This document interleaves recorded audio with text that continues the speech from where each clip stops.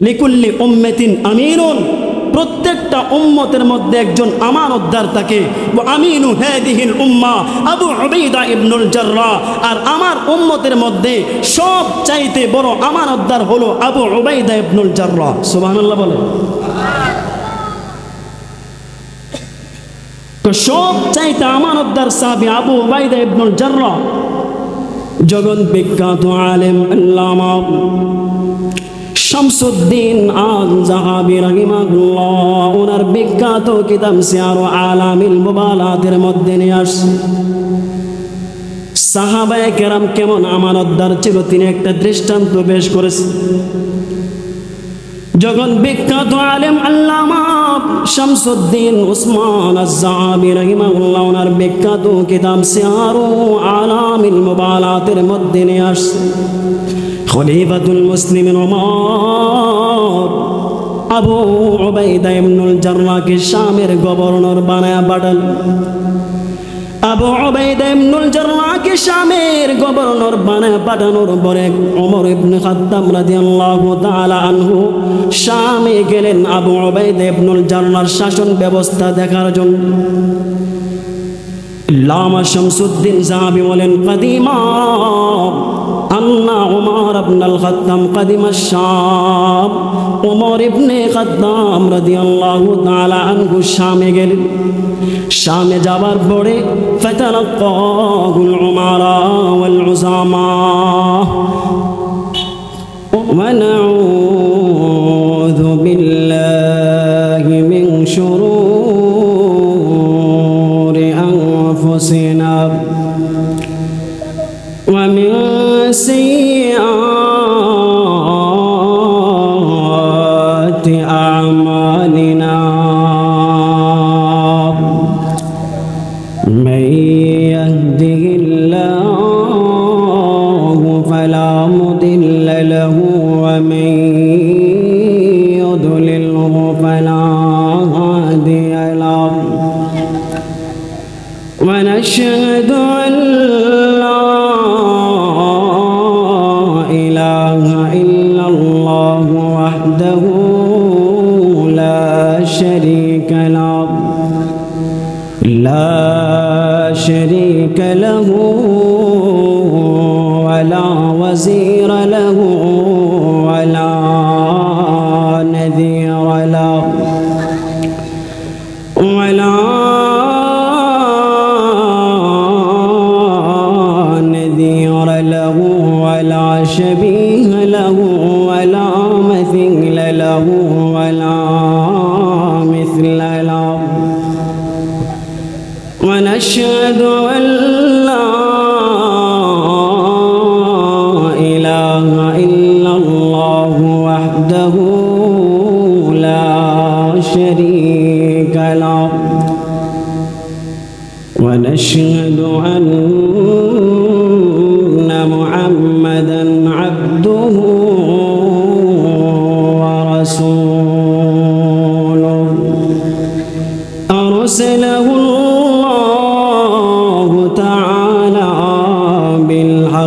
بشيرا ونذيرا وداعيا إلى الله بإذنه وسراجا وقمرا منيرا.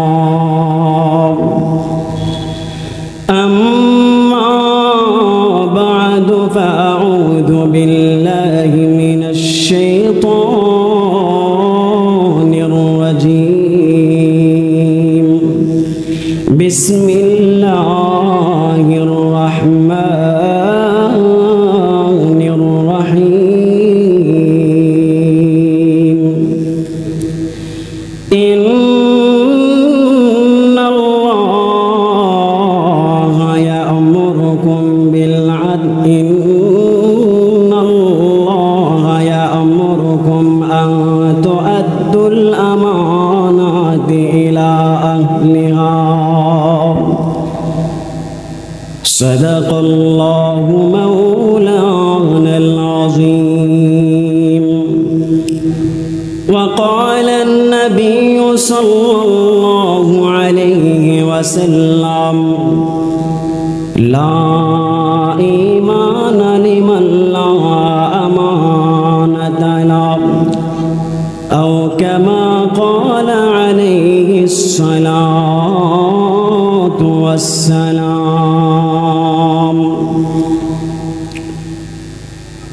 আদমপুর উত্তরপাড়া আদর্শ যুবক বৃন্দের উদ্যোগে এক বিশাল ইসলামী মহাসম্মেলনের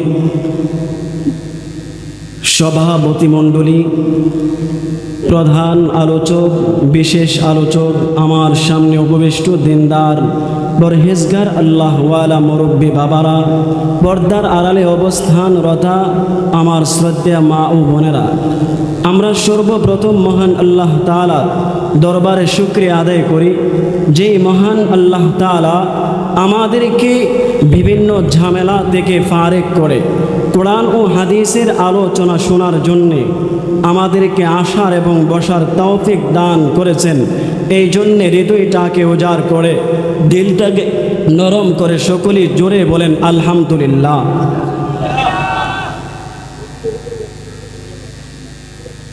আমাদের এই আলহামদুলিল্লাহর আওয়াজে বোঝা যায় এই আদমপুর উত্তরপাড়া আদর্শ যুবক বৃন্দের উদ্যোগে যে মাহফিল আমাদের পছন্দ হয় না। কথা বলেন ঠিক কিনা?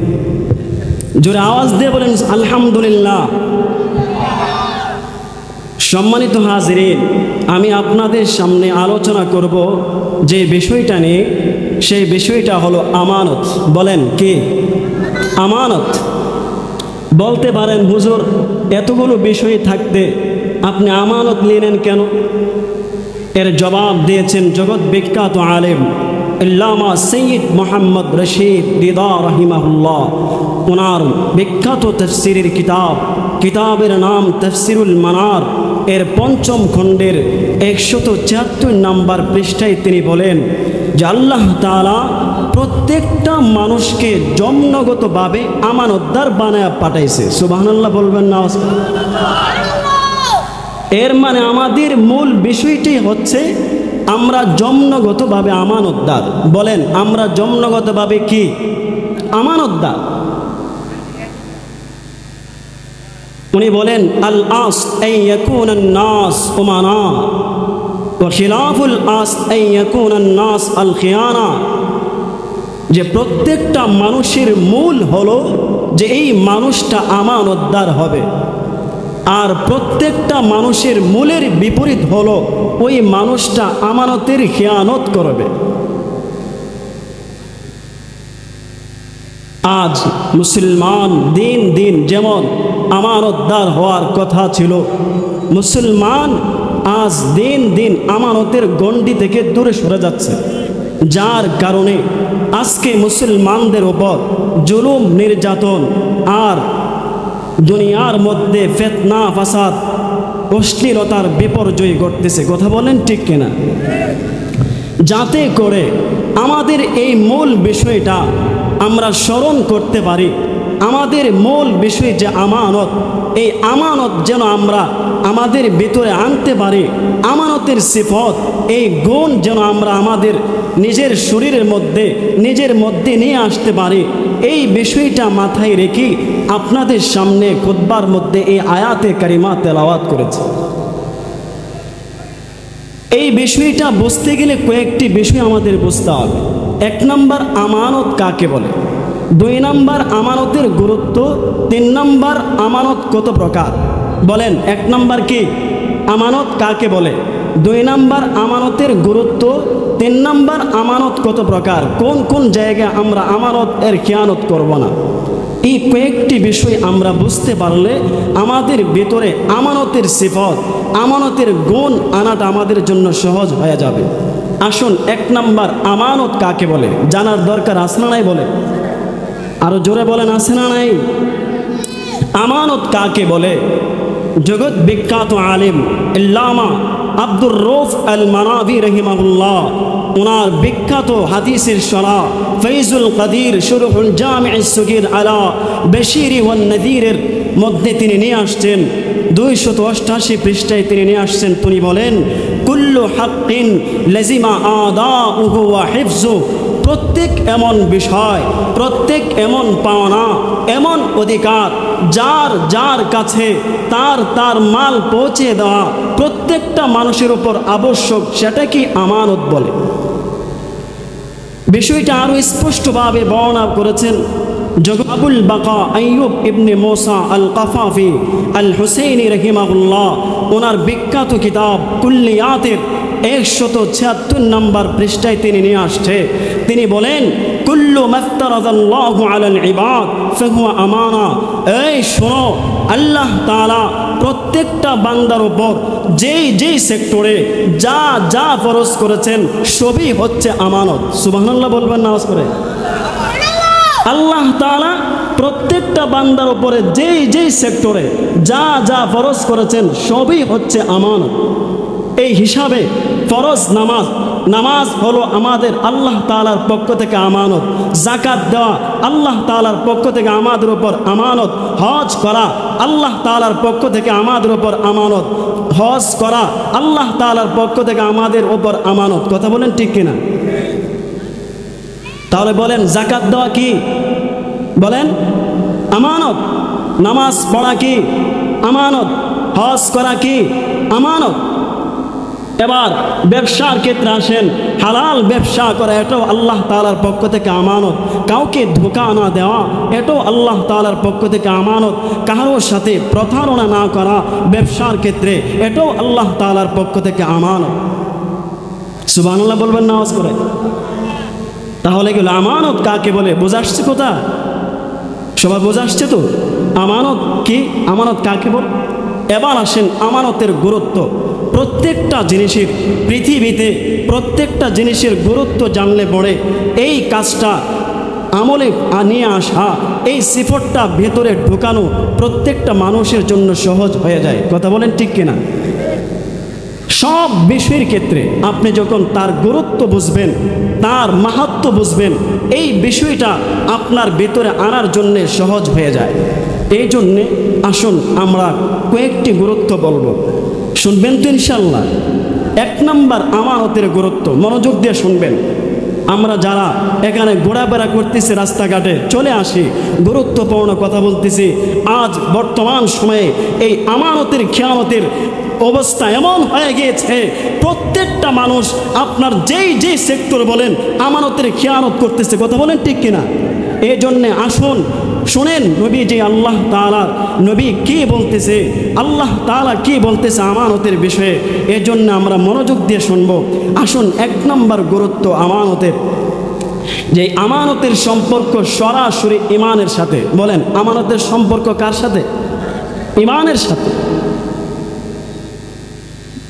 নবীজি বলেন, যার আমানত নাই তার জন্য ঈমান নাই। জগৎ বিখ্যাত আলেম আল্লামা জালালউদ্দিন সুয়ুতী রাহিমাহুল্লাহ, ওনার বিখ্যাত কিতাবের নাম আল জামিউস সগীর আলা বাশিরি ওয়ান নাযীরের মধ্যে নিয়ে আসছে। সম্মানিত হাজিরিন, এই হাদিসটি শোনার আগে কিতাবের বৈশিষ্ট্যটা একটু শুন। আল্লামা জালালউদ্দিন সুয়ুতী রাহিমাহুল্লাহু তাআলা জগৎ বিখ্যাত কিতাব আল জামিউস সগীর কিতাবটা তিনি কেমন ভাবে লিখেছেন? আল্লামা জালালউদ্দিন সুয়ুতী আরবি 29টা হরফ দিয়ে এই কিতাবটাকে সাজাইছেন। আলিফ দিয়ে যত হাদিস নবীজির আছে সবগুলো হাদিস তিনি বর্ণনা করেছেন। বা দিয়ে যত হাদিস এসেছে সবগুলো হাদিস তিনি এই কিতাবের মধ্যে নিয়ে এসেছে। তা দিয়ে যত হাদিস বর্ণিত হয়েছে সবগুলো হাদিস এই কিতাবের মধ্যে বর্ণনা করেছে। সুবহানাল্লাহ বলবেন না? এই কিতাবটা একটি মুজিজা, বড় এক নিয়ামত। আলিফ দিয়ে যত হাদিস নবীজির আছে সবগুলো এনে জমা করছেন। বা দিয়ে যত হাদিস সবগুলো নিয়ে আসছে। এই কিতাবের 9407 নম্বর হাদিসের মধ্যে বর্ণনা করেন। এই হাদিসের বর্ণনাকারী আনাস ইবনে মালিক বলেন, قال رسول الله صلى الله عليه وسلم لا إيمان لمن لا أمانة له আল্লাহর নবীজির সাহাবী আনাস ইবনে মালিক বলেন, আল্লাহর নবীজি বলেন, যে উম্মতের আমানত নাই, আমার এই উম্মতের কিন্তু ঈমান নাই। জোরে চিল্লায় বলেন নাউজুবিল্লাহ। নবীজি বলেন, আমার যে উম্মতের মধ্যে আমানত নাই, আমার এই উম্মতের ঈমান নাই। বিষয়টা আরো স্পষ্ট করে বর্ণনা করেছেন জগৎ বিখ্যাত আলেম আল্লামা আবুল বাকা আইয়ুব ইবনে মুসা আল কাফাফি আল হুসাইনি রাহিমাহুল্লাহ এবং আল্লামা আবু বকর ইবনে শাইবা রাহিমাহুল্লাহ মুসান্নিফে আবি শাইবা যিনি লিখেছেন, উনি এই বিষয়টা আর স্পষ্টভাবে বর্ণনা করেছেন। মা নাকাসাত আমানাতু আবদি কাত্তু ইল্লা নাকাসা ঈমানু। এই শোনো, আমার এই প্রত্যেকটা বান্দার ঈমান কমে না, ঈমান কমে না। ঈমান ওই সময় কমে যায় যেই বান্দারই আমানত কমে গেছে, মনে করতে হবে তার ঈমানও কমে গেছে। যার আমানত কমে গেছে মনে করতে হবে তার ঈমানও চলে গেছে। নাউজুবিল্লাহ বলবেন না? তাহলে এই আল্লাহ তাআলার নবীজির হাদিস দ্বারা, আবু বকর ইবনে শাইবার হাদিস দ্বারা দুজনের বক্তব্য যদি আমরা মিলাইলে পাওয়া যায় আমানতের সম্পর্ক সরাসরি কার সাথে বলেন? ঈমানের সাথে। ঈমানের সম্পর্ক আমানতের সাথে। বলেন, আমানতের সম্পর্ক কার সাথে? ঈমানের সাথে। ঈমানের সম্পর্ক আমানতের সাথে। কথা বলতে হবে, বললে তো বুঝবেন ইনশাআল্লাহ, আমার সাথে কথা শেয়ার করবেন। তাহলে এক নম্বর গুরুত্ব গেল যে সরাসরি আমানতের সম্পর্কে ঈমানের সাথে। দুই নাম্বার, আমানতের সিফত সমস্ত নবীদের সিফত। সুবহানাল্লাহ বলেন। আল্লাহ তাআলা যত নবী আর রাসূল দুনিয়াতে পাঠাইছে, সমস্ত নবী আর রাসূলদেরকে আমানতের সিফত দেয়া দুনিয়াতে পাঠাইছে। সুবহানাল্লাহ আসতে বলেন। যত নবী দুনিয়াতে পাঠাইছে, সমস্ত নবীদেরকে আমানতের গুণ দিয়া পাঠাইছে। সূরাতুশ শুআরা 107 নম্বর আয়াত। পয়গম্বর নূহ আলাইহিস সালাম বলেন, ইন্নী লাকুম রাসূলুন আমিন। এই সম্প্রদায় নূহ আলাইহিস সালামকে উম্মতের দ্বারে দ্বারে গিয়ে বলে, আমি তোমাদের একজন আমানতদার নবী, তোমাদের একজন আমানতদার নবী। সূরাতুশ শুআরার 125 নম্বর আয়াত। হযরতে পয়গম্বর হুদ আলাইহিস সালাম বলেন, ইন্নী লাকুম রাসূলুন আমিন। এ উম্মতরা শোনো, আমি তোমাদের একজন আমানতদার নবী। পয়গম্বর সালেহ আলাইহিস সালামকে বলেন, ইন্নী লাকুম রাসূলুন আমিন, আমি তোমাদের একজন আমানতদার নবী। পয়গম্বর শুআইব আলাইহিস সালাম বলেন, এই সম্প্রদায় শোনো, আমি তোমাদের একজন আমানতদার নবী। হযরত শুআইব আলাইহিস সালাম ডাক দিয়ে বলে, সম্প্রদায়, ইন্নী লাকুম রাসূলুন আমিন, আমিও কিন্তু তোমাদের একজন আমানতদার নবী। পয়গম্বর হুদ, সালেহ, লূত আলাইহিস সালাম প্রত্যেকই উম্মতের দ্বারে দ্বারে গিয়ে বলছে, উম্মতেরা শুনো, ও সম্প্রদায় শোনো, ইন্নী লাকুম রাসূলুন আমিন, আমি তোমাদের একজন আমানতদার নবী। মুসলমান শুধু তাই না, আমার নবী কেমন ছিল? মুসা যেমন ছিল আমানতদার, হযরতে ঈসা আলাইহিস সালাম যেমন ছিল আমানতদার, হযরতে লূত, শুআইব, সালেহ আলাইহিস সালাম যেমন ছিল আমানতদার।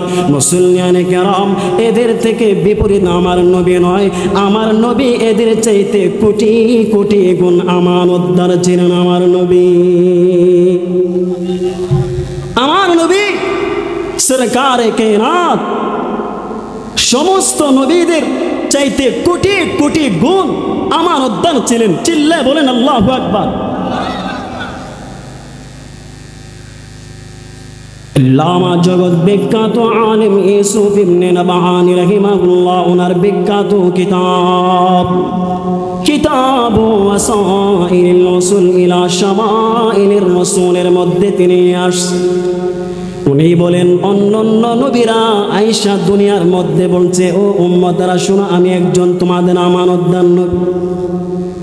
সব নবীরা আয়েশা দুনিয়ার মধ্যে আয়েশা পরিচয় দিছে, হে শোনো, আমি তোমাদের একজন আমানতদার নবী। ইউসুফ ইবনে নাবাহানি বলেন যে আমার নবী এমন নবী, যে নবীর দুনিয়াতে আয়েশা পরিচয় করে দেওয়া হয় নাই, পরিচয় করাই দেওয়া হয় নাই, যে আমি একজন আমানতদার নবী বলতে হয় নাই। কাফেররা পর্যন্ত বলা আরম্ভ করেছে আমার নবী আমানতদার। সুবহানাল্লাহ বলবেন না? বলতে আরম্ভ করেছে আমার নবী আমানতদার। আল্লামা ইউসুফ ইবনে নাবাহানি একটি দৃষ্টান্ত পেশ করেছে আমার নবী কেমন আমানতদার ছিল। কাফেররা যে নবীকে আমানতদার বলে স্বীকৃতি দিয়েছেন একটা দৃষ্টান্ত পেশ করেছে কিতাব ওয়াসাইলুল উসুল ইলা শামাইলির রাসূলের মধ্যে। ইউসুফ ইবনে নাবাহানি বলেন,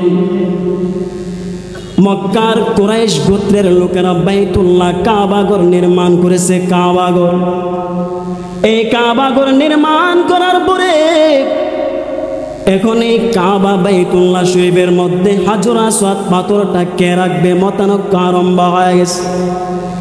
ইখতালাফু ফি মান ইয়াদউ হাজারুল আসওয়াদ ফি বিনাইল কাবা।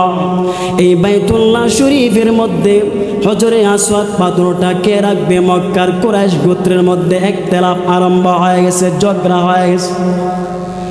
এক পর্যায়ে কাফেররা এই ব্যাপারে সিদ্ধান্ত হয়ে গেল, মক্কার হেরেম শরীফের দরওয়াজা দিয়ে সর্বপ্রথম যে ঢুকবে সে এই বাইতুল্লাহর মধ্যে পাথরটা রাখবে।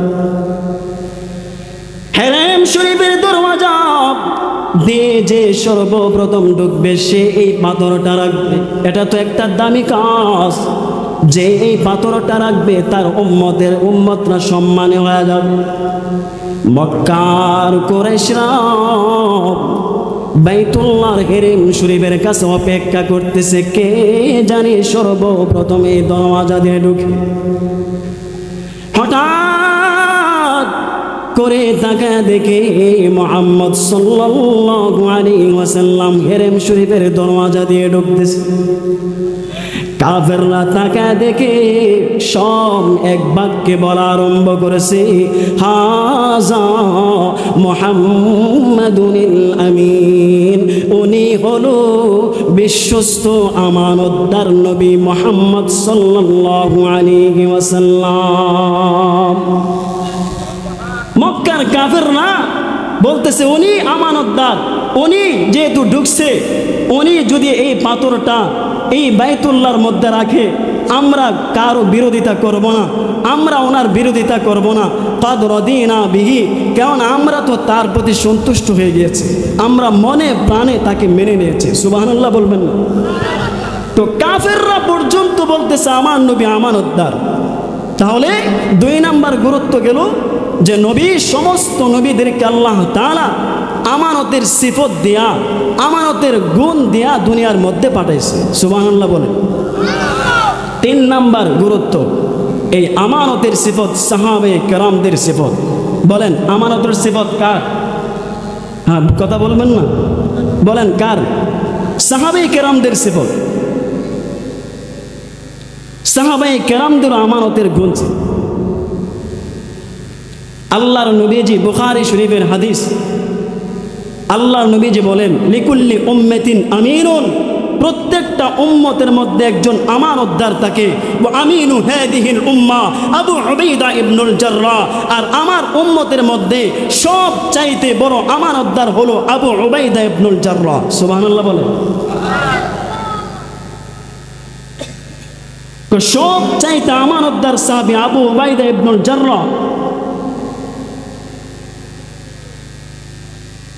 জগৎ বিখ্যাত আলেম আল্লামা শামসুদ্দিন আল-যাহাবী রাহিমাহুল্লাহ ওনার বিখ্যাত কিতাব সিয়ার আলামিল মুবালাতের মধ্যে নিয়ে আসছে সাহাবায়ে কেরাম কেমন আমানতদার ছিল, তিনি একটা দৃষ্টান্ত পেশ করেছেন।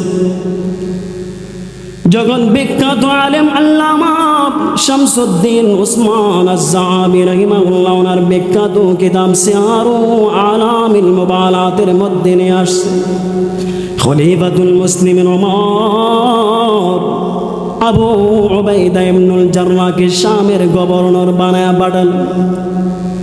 আবু উবাইদা ইবনুল জাররাহকে শামের গভর্নর বানায়া পাঠানোর পরে ওমর ইবনে খাত্তাব রাদিয়াল্লাহু তাআলা আনহু শামে গেলেন আবু উবাইদা ইবনুল জাররাহর শাসন ব্যবস্থা দেখার জন্য।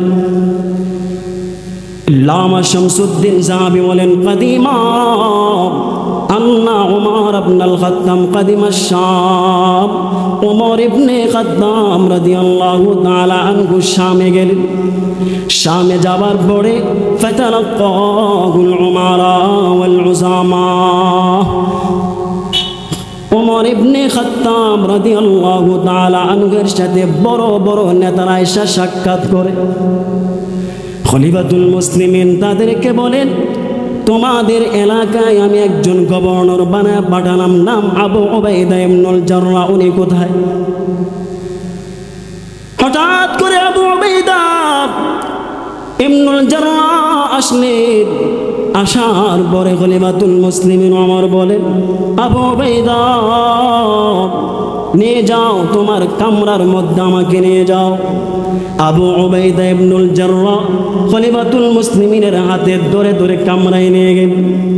যখন কামরায় নিয়ে গেলেন, নিয়ে যাবার পরে খলিফাতুল মুসলিমিন ওমর বলেন, আশ্চর্য আশ্চর্য, আমি যখন আবু উবাইদার ঘরে গেলাম, গিয়ে দেখি জীর্ণ শীর্ণ একটা ভাঙ্গা একটা ঘর। এই ঘরের মধ্যে ঘোড়ার একটা চাবক চাপ আর একটা গদি চারা, আর কিছুই ঘরের মধ্যে নাই। খলিফাতুল মুসলিমিন ওমর আবু উবাইদা ইবনুল জাররাহকে ডাক দিয়া বলে, ওরে আবু উবাইদা আইনাল মাতাব? ওরে আবু উবাইদা, তোমার দামি দামি গাড়ি কোথায়? তোমার দামি দামি সোফা কোথায় রে আবু উবাইদা? তোমার দামি দামি গাড়ি কোথায়? আবু উবাইদাকে বলেন, আবু উবাইদা, আমার পেটে খিদা লেগেছে, আমাকে একটু খাবার ব্যবস্থা করো। খলিফাতুল মুসলিমিন ওমরকে আবু উবাইদা ইবনুল জাররাহ রুটির 3টা টুকরা এনে দিয়েছে খাবারের জন্য। খলিফাতুল মুসলিমিন ওমর ফাবাকা ওমর, ওমর চোখের পানি চেরে চেরে কান্না আরম্ভ করে দিয়েছে।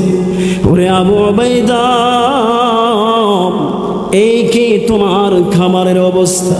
ওয়া আনতা আমির, অথচ তুমি দেশের একজন রাষ্ট্রনায়ক আবু উবাইদা, অথচ তুমি কত উন্নত রাষ্ট্রের শাম দেশের একজন গভর্নর, তোমার কে খাবারের অবস্থা নাকি? আবু উবাইদা বলে, খলিফাতুল মুসলিমিন ওমর, এই যে 3টি টুকরা রুটি আপনাকে দিলাম, এটা আমি আগামী কাল খাবারের জন্য আমি আবু উবাইদা রেখে দিয়েছিলাম। সুবহানাল্লাহ বলবেন। কেমন ছিল আবু উবাইদা ইবনুল জাররাহের আমানতের সিফাত? খলিফাতুল মুসলিমিন ডাক দিয়ে বলে, ও আবু উবাইদা, গায়্যারানা দুনিয়া, আমাদেরকে এই দুনিয়া পরিবর্তন করে ফেলেছে, কিন্তু আবু উবাইদা তোমাকে দুনিয়া পরিবর্তন করতে পারে নাই। আমরা তো পরিবর্তন হয়ে গেছি দুনিয়ার লোভে পড়ে, কিন্তু আবু উবাইদা তোমাকে পরিবর্তন করতে পারে নাই। কেমন ছিল সাহাবে কেরামদের আমানতের সিফত? ভয়ে ভয়ে খাই নাই, পেট ভরে খাই নাই, রুটি চিবিয়ে চিবিয়ে খেয়েছে। না জানি রাষ্ট্রের টাকা আমার পকেটে ঢুকে যায় কিনা, না জানি আমার পেটে রাষ্ট্রের টাকা ঢুকে যায় কিনা, পকেটে আমার রাষ্ট্রের টাকা ঢুকে যায় কিনা। ভয়ে ভয়ে তারা খাবার খায় নাই, পেট ভরে রুটি খেয়ে খেয়ে চিবিয়ে চিবিয়ে খেয়ে খেয়ে জীবন রক্ষা করেছে। কেমন ছিল সাহাবে কেরামদের আমানত? তাহলে আমানতের সিফত ছিল সাহাবে কেরামদের। খারাপ লাগতেছে? খারাপ লাগতেছে আপনাদের? বলবো 4 নাম্বার গুরুত্ব, যত আকাবির আমাদের থেকে গত হয়ে গিয়েছে সমস্ত সালফে সালেহিনদের সিফত, সুবহানাল্লাহ বলে, এই আমানতের সিফত বড় বড় আকাবিরদেরও সিফত। সুবহানাল্লাহ বলবেন না? একটা দৃষ্টান্ত দিব, বলেন কয়টা? একটা দৃষ্টান্ত। নাম কাজী আবু বকর জাকারিয়া। বলেন নামটা কি? বলেন আবু বকর জাকারিয়া। নামটা বলেন, নামটা কি? মনে রাখেন, এই কাজী আবু বকর জাকারিয়া রাহিমাহুল্লাহ কেমন ছিল তাবি, কেমন তাবি ছিল, আকাবির ছিল, আমানতের সিফত কেমন ছিল। কাজী আবু বকর 3 দিনের বেডের খোদা নিয়ে মক্কার বাজারে বাজারে ঘুরে, মক্কার বাজারে বাজারে যখন ঘুরতেছে কাজী আবু বকর, খাবারের ব্যবস্থা নাই, পেটের খিদা নিয়ে কাজী আবু বকর জাকারিয়া ঘুরতেছে। হঠাৎ করে রাস্তার মধ্যে একটা থলে বেজে, থলে বলেন কি বেজে? বলেন থলে। এই থলেটা বাবার বড়ে, থলেটা খুলে দেখে থলের ভিতরে কোটি কোটি টাকার হার, এই থলের ভিতরে। কাজী আবু বকর জাকারিয়া রাহিমাহুল্লাহের আল্লাহ তাআলার এই আয়াতের কথা স্মরণ হয়ে গেছে, ইন্নাল্লাহা ইয়ামুরুকুম আন তুআদ্দুল আমানাতি ইলা আহলিহা। কাজী আবু বকরের এই আয়াতের কথা স্মরণ হয়ে গেছে। যখন কাজী আবু বকর এই আয়াত স্মরণ হয়ে গেছে, এখন কে করবে? কোটি টাকার হীরার হার এখন সে এখানে রেখে দেবে নাকি নিয়ে বাড়িতে চলে যাবে? কাজী আবু বকর চিন্তা করলেন, এখন যদি আমি কোটি টাকার হার এখানে জায়গায় রেখে দিই, অন্যরা চিন্তাই করে নিয়ে যাবে, অন্যরা আত্মসাৎ করে নিয়ে যাবে। কাজী আবু বকর রাহিমাহুল্লাহু তাআলা উনি এই কোটি টাকার হারটা বাড়িতে একটা সিন্ধুকের মধ্যে হেফাজত করে রাখলেন, আমানত হিসেবে রাখলেন। সিন্ধুকের মধ্যে রেখা কাজী আবু বকর মক্কার বাজারে বাজারে আবার ঘোরা আরম্ভ করেছে। পেরেশান, কার জানি এই কোটি টাকার হার ফালায় গেছে।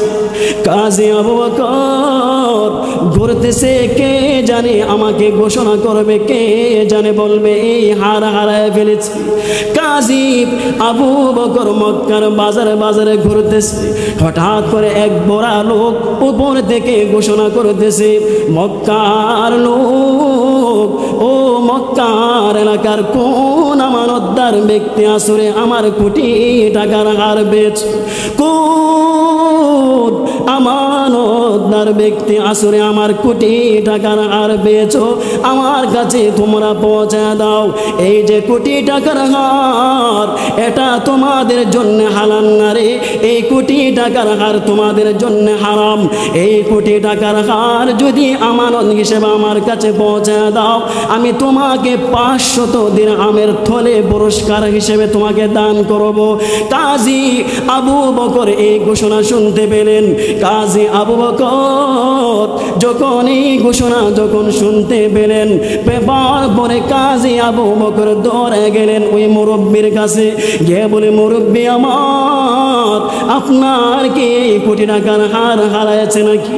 ওই মুরব্বি ডাক দেয়া বলে, হ্যাঁ আমার হারায় গেছে।